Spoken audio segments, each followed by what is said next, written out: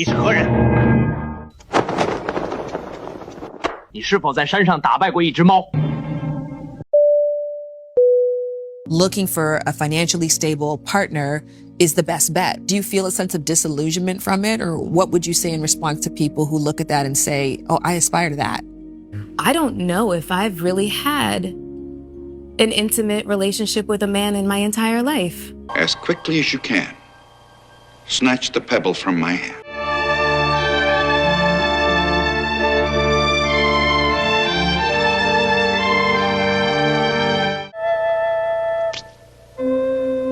When you take the pebble from my hand, it will be time for you to leave. One interesting thing about doing translations is that if the first person that does a translation does it and no one really questions it, then everyone just uses that translation without thinking about it. Take Kung Fu, for example. We all grew up watching all of the Kung Fu movies on Saturday afternoons, or at least I did. And we just assumed that that's the way you say Kung Fu. But in Chinese, they actually say Gong Fu with a G. Somebody somewhere woke up one day and said, nah, I don't want to use the G. I'm just going to use the K because it sounds cooler. And everyone accepts it. The AI cat says, 你是何人? Who are you, before getting into its Gong Fu battle. Very similar to the emotional Gong Fu that we hear from Melissa Ford. What did you take from your time on the Button podcast? Oh, wow. It's interesting being the only woman in a room full of men. Yeah. It's interesting. It's interesting. 你是否在山上打败过一只猫？ AI cat says, 你是否在山上打败过一只猫? Didn't you lose to a cat in the mountains? For someone born on third base, that run home can seem like a marathon, especially if they're not familiar with how hard it is for the average person to get from first to third base. When Melissa Ford, I'm not exactly sure what skills she had besides being born very pretty. She is on one of the most popular podcasts in America, and she's talking about it like, well, it was all men and it was trying at times, when she could have used that platform like many other entrepreneurs would have done to grow some business that she was building. She could have used that platform to essentially catapult whatever project she was working on into national prominence, instead of complaining about how it was all men and she didn't get along with them. But that's emotional kung fu. And she has more for you. 你是否在山上打败过一只猫？ I don't know if I've really had an intimate relationship with a man in my entire life. I don't know if I've really had an intimate relationship with a man in my entire life. I dated men of means, so I started flying by PJ and staying in, wonderful hotels and incredible suites and traveling the world. And it just rings so hollow, because then you'll see those same guys do that for other girls. Emotional kung fu. I mean, she's born on third base. She's calling private jets PJs. She's talking about going to these amazing hotels, but she's worried about these guys of means doing this for other women. Of course they're going to do it for other women. They earned the money. They earned it. They had to run from home plate to third base by themselves most of the times. You just showed up when they were at third base. And she's complaining about it. Unbelievable. Hollow. Because then you'll see those same guys do that for other girls, kind of thing, It's just men's with means. That's nothing. I've spoken to women before who have a partner who has lots of means, and it contributes, may not be the only reason, but it definitely contributes to their feeling of appreciation to be in the relationship. And don't let me say that being like all rich men are pieces of shit. That is definitely not what I'm saying. Yeah. However, I've dated enough of them that there is a consistency. I call it rich man syndrome. You know what rich man syndrome looks like? What? Somebody got to get that. Yeah, you. What did you do to get there? You flew on the private jet to his house.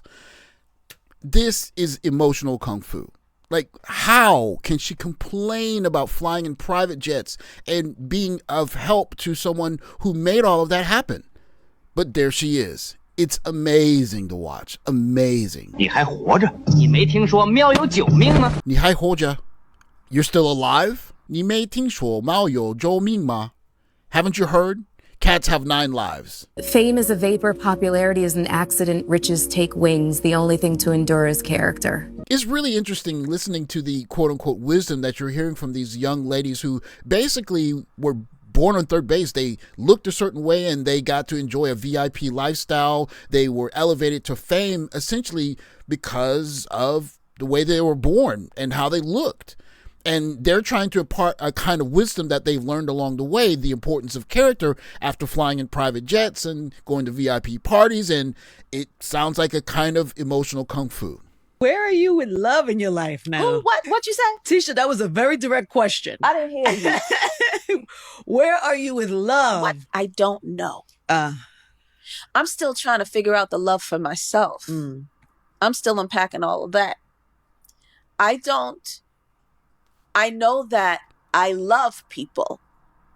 I just don't know if I'm loved back. It would be unfair for me to write off the difficulty that Tisha Campbell had, even though she was a pop icon as a teenager and probably very wealthy at a very young age.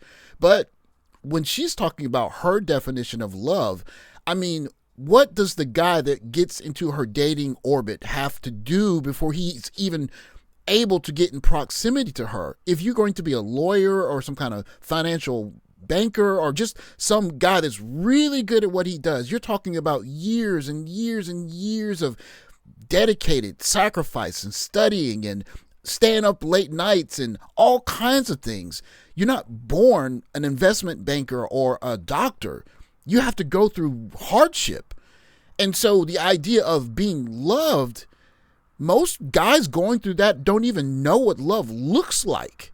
They don't know what it feels like. And so Tisha Campbell, as a pop sensation icon, saying, love, I didn't really feel it. I can guarantee some guy loved her. She just didn't love the guy or the package that guy was in. I mean, in emotional kung fu. 你还活着？你没听说喵有9命吗？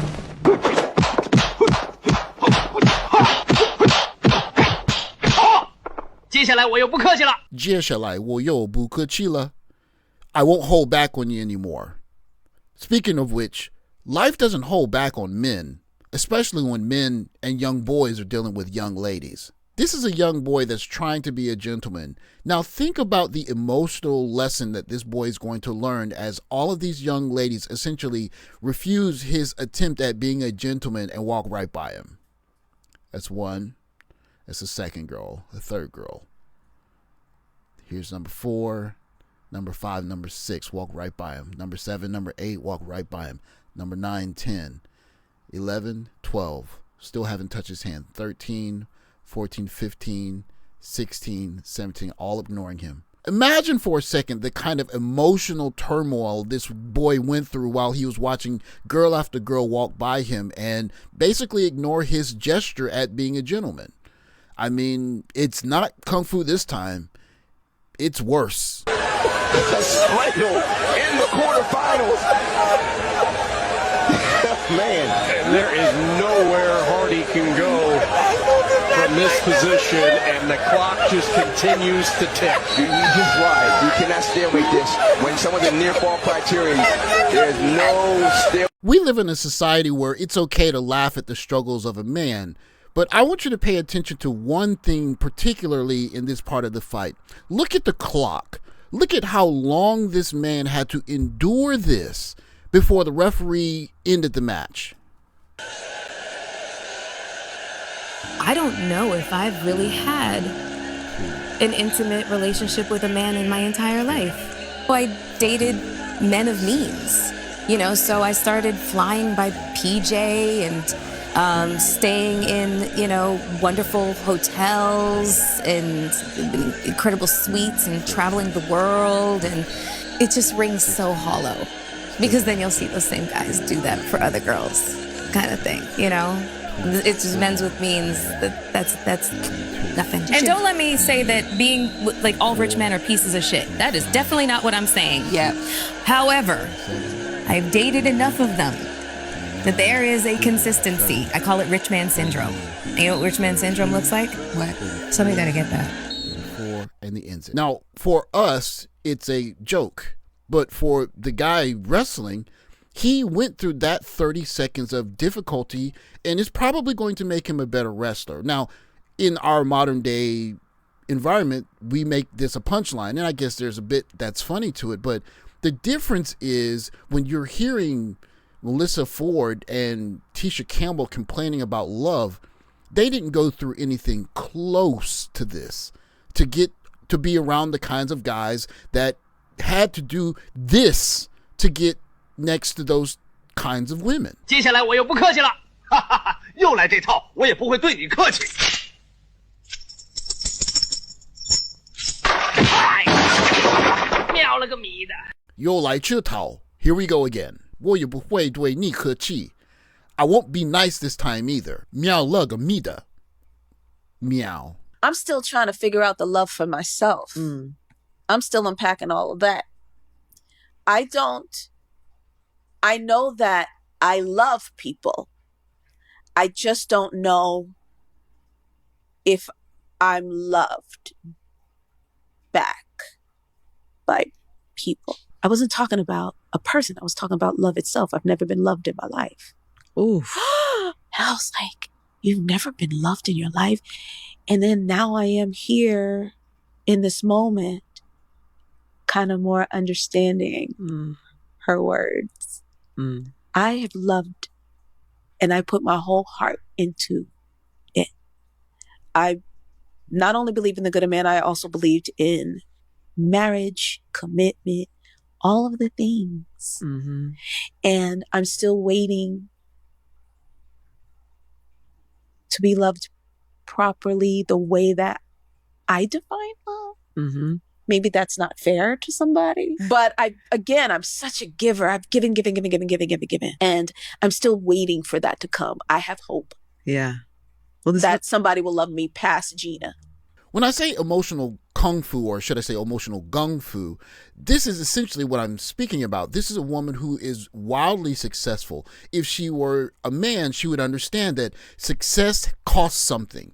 And on the path to success, you're going to have to sacrifice certain things, and you're going to have to give. And sometimes you're not going to get back what you give, and you just have to get used to that. That's just part of life, especially when you're hyper successful. And for average men, we understand that love is lucky if we get it once, and that's from our mom. So getting love in the dating market without being a high performer, you can almost write that off. People are going to laugh at you on your way to becoming a successful man when you fall down, as evidenced by the wrestler. But she can't see that. All she can see is that I want what I want, and I'm not able to get it because whatever reason. And instead of wearing the burden of being a breadwinner and just saying, I got to go out to the world and make things happen, and I may not be appreciated the way that I want to be, but that's just the way life is. I don't know if men can love properly, or I've never been loved before, or I'm still trying to define love and marriage because I didn't get it in the form that I was looking for. And I guess I could call it emotional kung fu, but really it's just a kind of whining. Because if she were her male counterpart, he would understand that the first 35 years of my life is just going to be struggle. No one's going to care about me. No one's going to care about the struggle I go through. And only thing that young ladies are going to care about is, did I get to the finish line? And when I got there, do I look in a certain way that they are attracted to? And if you didn't get to the finish line, you don't even matter. Young ladies that are on third base or even second base with the difficulty of getting from home plate to hit that double to get there, not being understood by them, all they can do is do this kind of emotional kung fu, if you will, of my life is really tough. I've gone through all of these difficulties, even though I'm a multimillionaire that's flying around private jets, and there's something wrong with men. When men are getting tied up in pretzels on the wrestling mat saying, you wish you could tolerate or deal with the kind of difficulty the average man does to get close to a woman like you. And to put it quite simply, they can't understand it, and I don't think they ever will. Thanks for watching. Like, subscribe, comment below. Catch you next video. Take care, guys.